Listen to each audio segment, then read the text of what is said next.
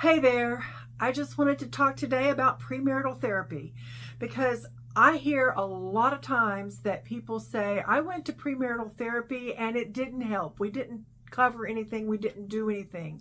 And premarital therapy fails. So, what is the number one reason that premarital therapy often fails? I want to talk about that today, and I want to give you some hints on what to do and how to manage in the future if you are in this situation. Because I do believe in premarital therapy. I think it can be very helpful, but it has to come under the right circumstances. So we'll cover that. So before we get into this, please hit like and subscribe and leave any comments down below if you have any questions. Okay, and let's get into it. So the number one reason that premarital therapy often fails. Well, okay, let's cover first the reasons that people go to premarital therapy. It's usually because somebody told them they should. Oh, that's kind of the accepted norm today.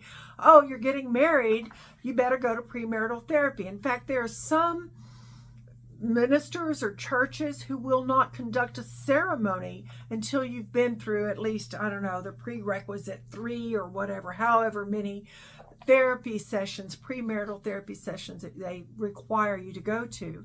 And I've seen people under those circumstances, and sometimes it's great and sometimes it's not so great.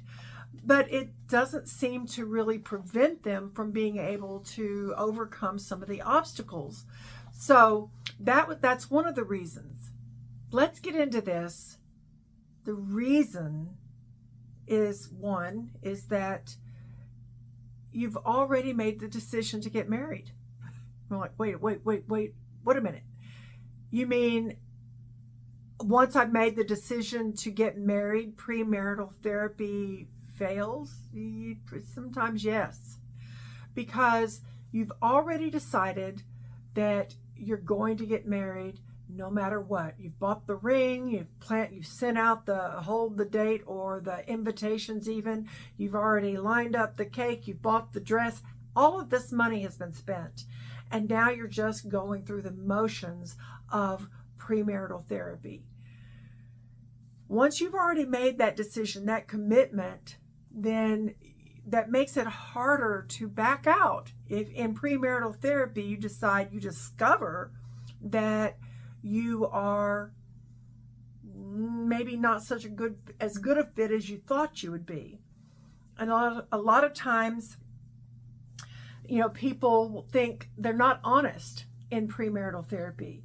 They just fill out the forms. There are a lot of cookbook approaches to premarital therapy that, let's fill out these forms, let's answer these questions, we'll just go through it together, we check all the boxes, and boom, we're done. We did our premarital therapy.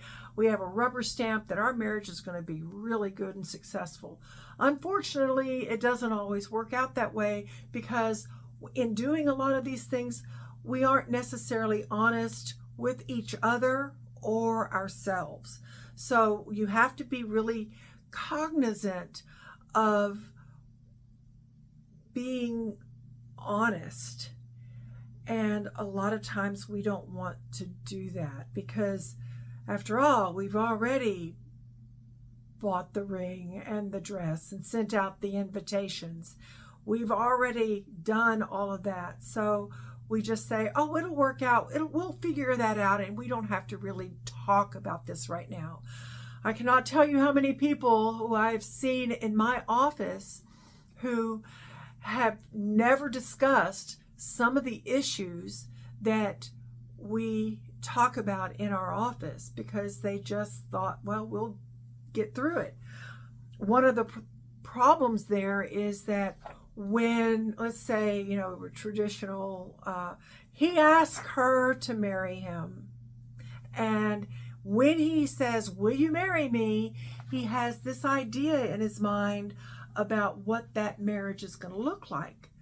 And she says, yes, I'll marry you. But she has something very different in her mind about what she's agreeing to.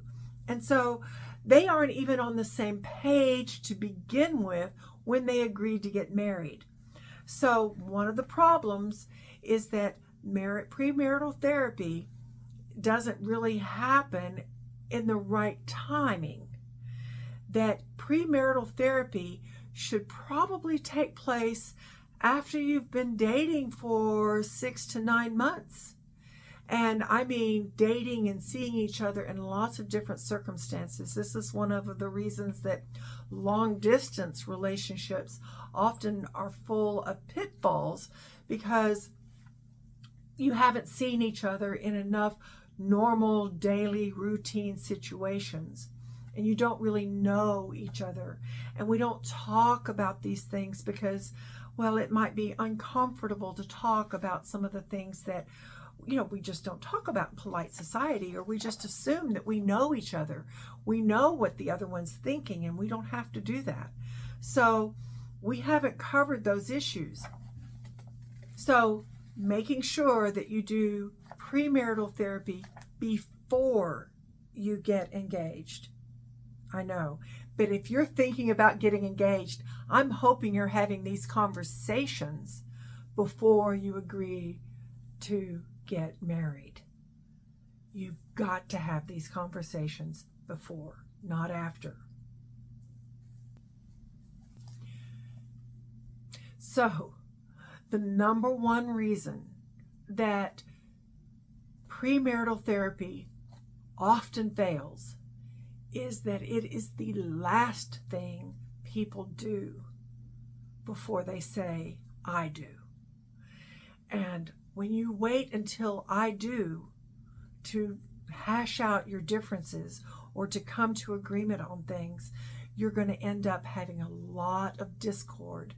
And you've got to be able to talk about those things before you get there. It's really hard to turn that ship around after everything has been done, except the I do. So please wait.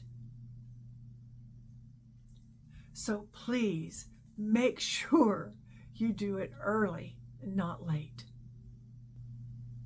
All right, now guys, make sure you check out my video on the major topics that must be covered in really good premarital therapy. And hit like and subscribe for me, and leave any questions or comments that you may have so that I can address them. And I'll catch you next time. Bye.